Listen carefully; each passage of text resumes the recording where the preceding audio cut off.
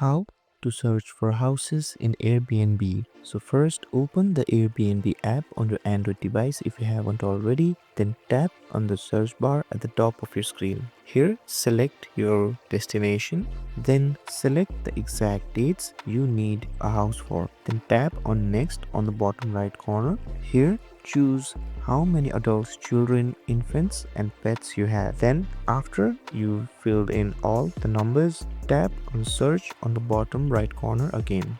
So now Airbnb will search for houses near your destination.